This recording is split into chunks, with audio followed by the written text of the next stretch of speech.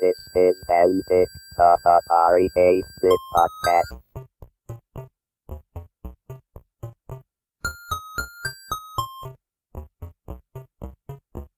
I think it didn't work all the time. That's what bugged me. I was selling a defective product. This is a interview episode of Antic, the Atari 8-bit podcast. I'm Kevin Savitz.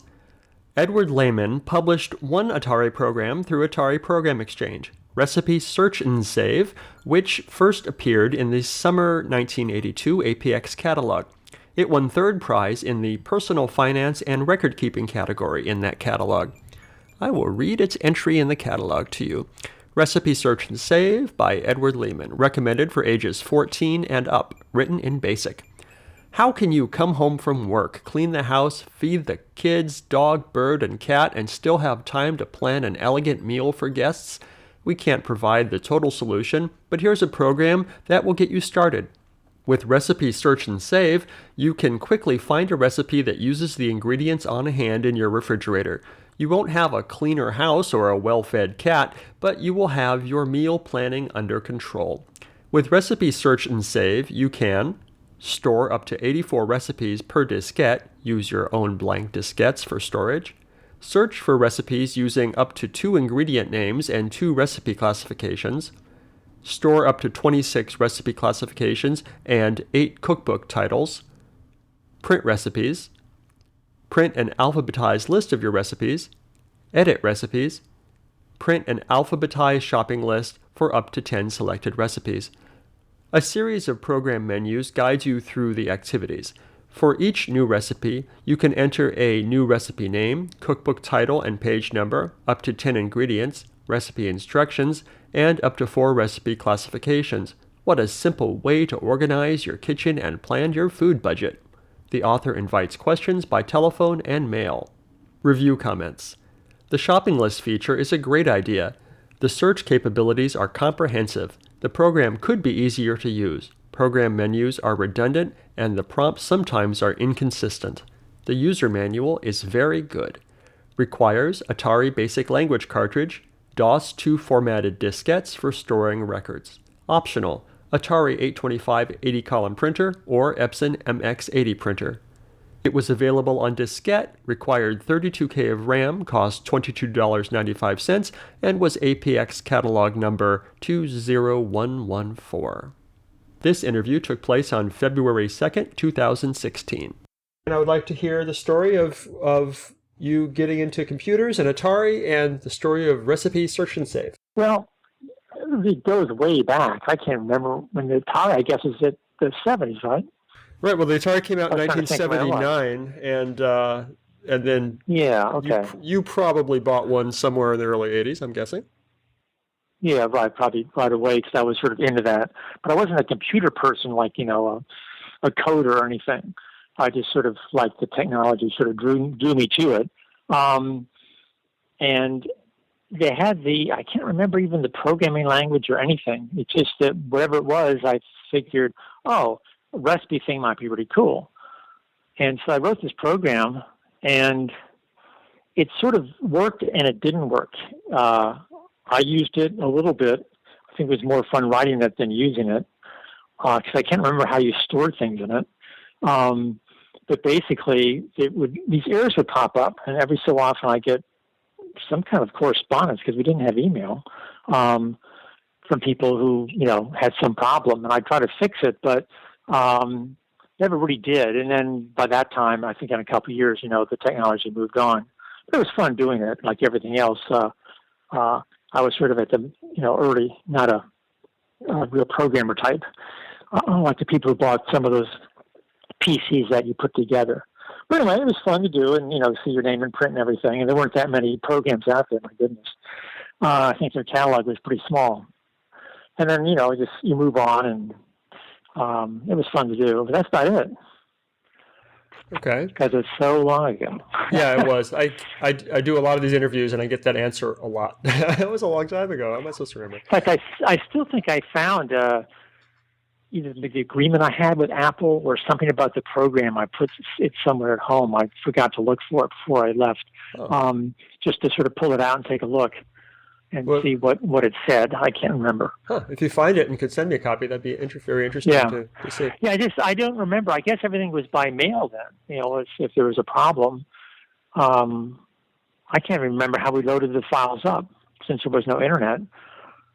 Right. I guess we just submitted it to Apple directly. Would you know that? Atari, but yeah.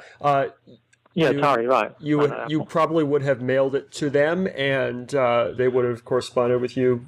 Yeah, everything happened by mail. And any feedback you got from users, there was in the back of the manual, there was a feedback and review form, and people could send that back, and I think Atari would collect those and send those out to authors periodically. Right. Yeah. What did I put it on? Like a cassette recorder or something? Can't remember that. It must have. Well, I don't know how you submitted it. It was only available. It was only available on floppy disk, not cassette. I think because of saving recipes would be difficult to do on cassette. Oh, that's right. That's right. Yeah, there was a floppy disk. Okay, I think you bought that extra or something. Mm-hmm. You plugged it into the back. Right, the floppy drive. Yeah. And boy. Yeah. And you programmed it in BASIC.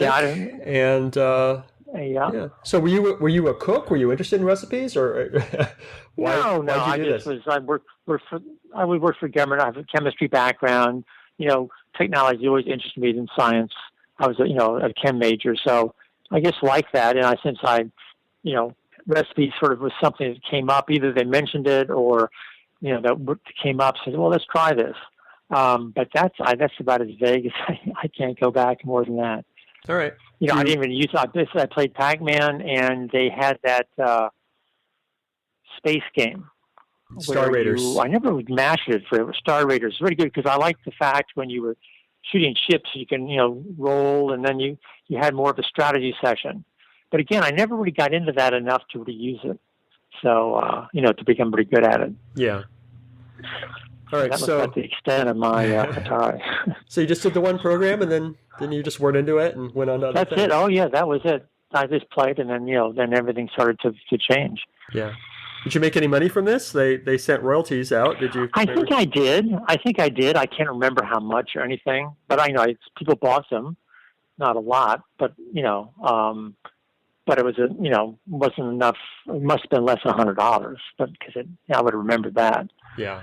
But it still was fun, the whole thing. You get a check from somebody for something you wrote. But the thing is, it didn't work all the time. That's what bugged me. I was selling a defective product. So, other than that, but I think what happens, it was so inconvenient to use that stuff that why bother? You might as well fill out an index card for all the trouble, Yeah. Well, you won an award. They gave you third prize for in summer 1982 for, I think, in the home product category. That's coming back to me now. I've even forgotten that. My goodness. You have all the records, I guess, of them. Did you buy the records of the company or something? No, I'm just looking through the catalog. Oh, I see. Okay. Yeah. I think I threw all that stuff away, but one thing. If I find the one item, I'll take a look. Because I remember seeing something from Atari that I came across, and I'll send you a copy of it. Cool. I appreciate that. So what typically happened, and I know we're stretching your memory and everything, but what typically happened for these prize winners is they'd give you probably $500 or $750 of credit to use to buy Atari hardware. Do you remember that? I don't think I ever got that. Huh. To tell you the truth. I can't remember because I just had the basic unit hooked up to your TV set. Yeah. I must have had a floppy drive there. So I can't remember anything more than that. All right. What do you do today? I'm retired now. Goodness, that was yeah. Okay. So you're retired. How do you fill your time? What's fun? I do a lot of nonprofit work in the village that I live in. We have a couple of nonprofit agencies that I work with. Nice. Cool. All right. I guess that's all I need. Thank you for your time. Yeah. Okay, great. Good talking to you. And I'm still involved with technology and all that good stuff. Good. Excellent. Okay. Thank you very much.